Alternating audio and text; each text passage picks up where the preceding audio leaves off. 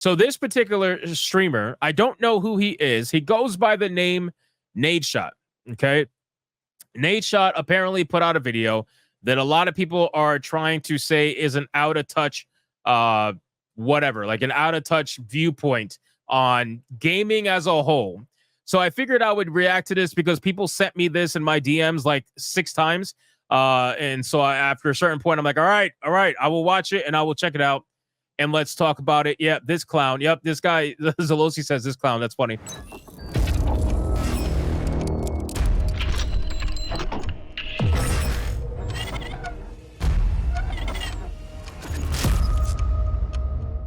There's something weird that has happened in the gaming community. I'm serious, too, when I say this. For some reason, everybody in the gaming community wants games to fail. It's very bizarre.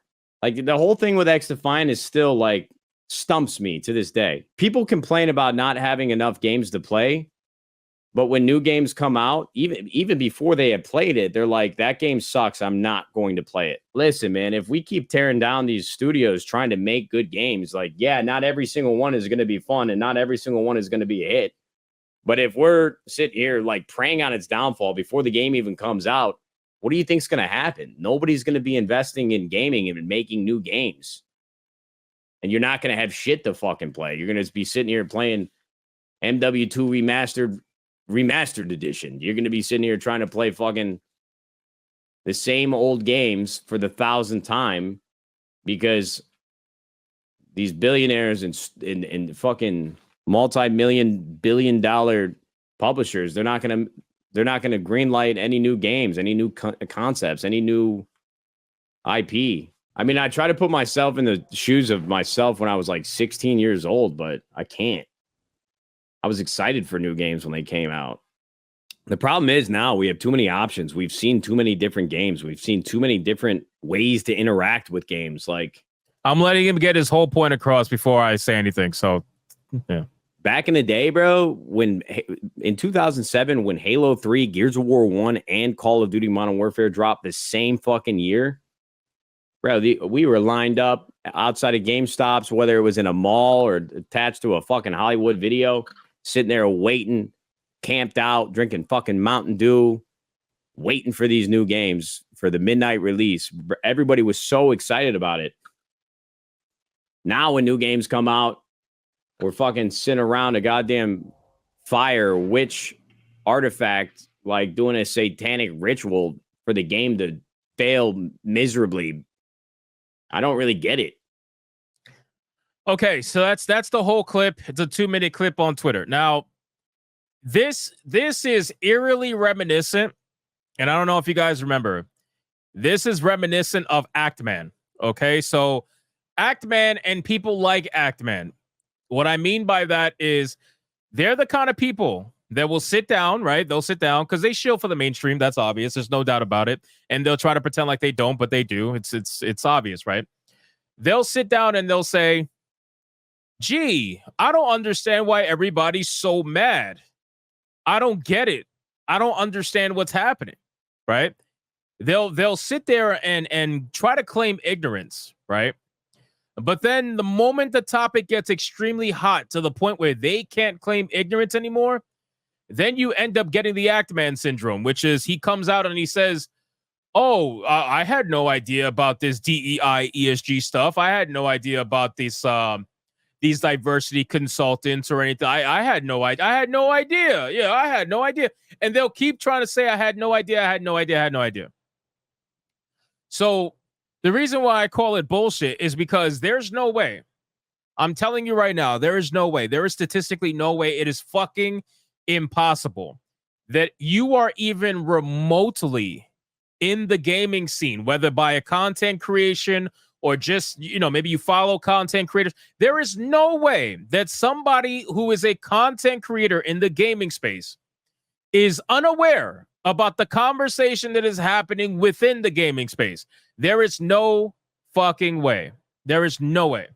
So this person, as he's talking, again, I don't know him, so I don't necessarily want to assume, but from the looks of it, this is one of those, oh, I'm surrounded by fire, but I have no idea why it's so damn hot around me. Situations. Does that make sense to you guys? So he's surrounded by fire, but he's purposefully ignoring the reason why it's so hot, right? Why is it so hot?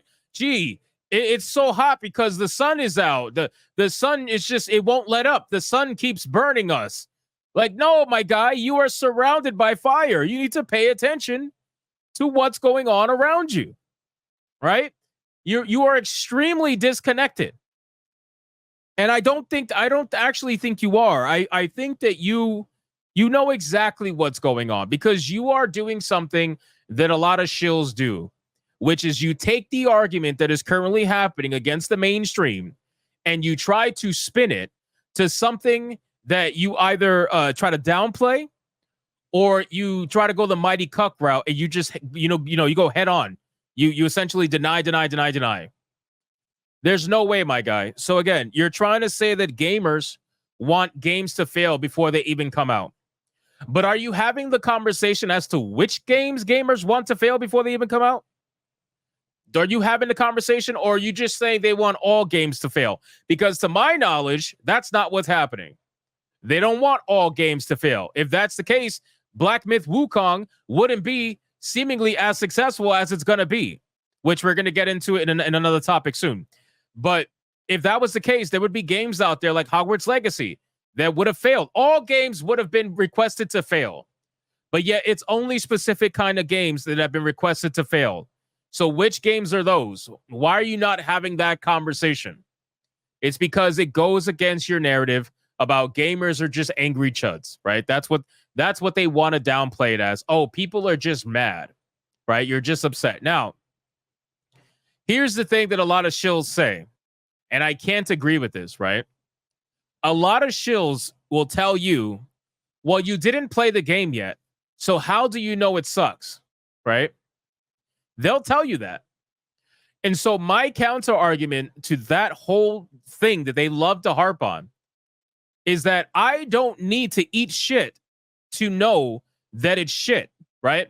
Because I, thankfully, have learned through life what shit is, right? I've been able to understand that shit has a certain texture to it. Shit has a certain look to it. Shit has a certain smell to it.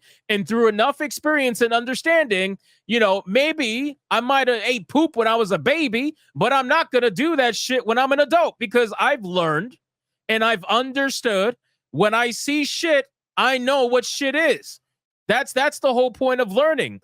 The thing is, you guys, you shills are sitting there and purposely trying to pretend as if you do not see the writing on the wall, that you do not see the blatant fucking examples that we've had of certain developers and certain studios and certain terminology and all that stuff that comes together to make you realize that, oh, perhaps this game is going to be shit, right? So what do we learn? We know they start talking about the modern audience, immediate red flag. They start talking about representation and how it matters, immediate red flag. When they start doing microtransactions that are extremely predatory in every sense of the word and trying to charge you $130 for the full version of the game, red flag. So you see all these red flags, but you're choosing to say, well, you haven't played the game yet, so you don't know if it's shit. I don't have to. It's called being an intelligent human being and understanding patterns. There's patterns, my guy. Do you know what the word patterns mean? Patterns is something that you got to pay attention to. Motherfucker, you know what that is? Okay, this shit pisses me off. Do you know that this is the same kind of people that will get mad at you if you walk through the fucking Bronx at 3 o'clock in the morning and you feel unsafe? Why would you feel unsafe walking through the Bronx at 3 o'clock in the fucking morning? Perhaps because there are some patterns that maybe I have learned I should perhaps be on my guard here, right? Pattern recognition is not a bad thing. It is never a bad thing to understand what patterns are.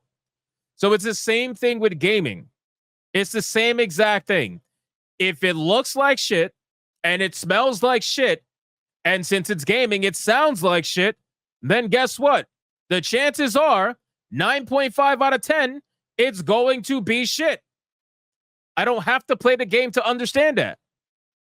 And then the best part is that you know they're shills, right? Because they don't understand the concept. So you're telling me that for me to tell you that a game looks like it's going to be shit, I have to spend money, support the developer, just to find out that I was right, and then find out that that happens 9 out of 10 times? So when are these developers ever going to learn?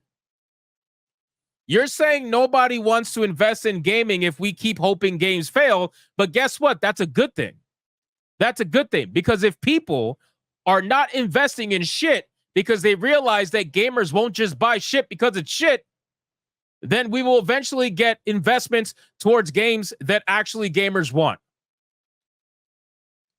So let's stop the nonsense about, oh, you need to play a game to know it's shit. I don't have to. I don't have to. There are patterns for a reason. Recognize your patterns. Because if you don't recognize your patterns, that means one of two things. Either you're remaining purposefully ignorant because it's beneficial to you in some capacity, or you're just fucking retarded. There's only two options. Figure out which one it is. People like this never want to have that conversation. They never want to actually sit down and figure out why gamers are mad. You want to know why? Because they already know. They already know. I could tell by the body language and the way he keeps looking with his eyes left to right. This man is trying to figure out all the bullshit that is coming out of his mouth.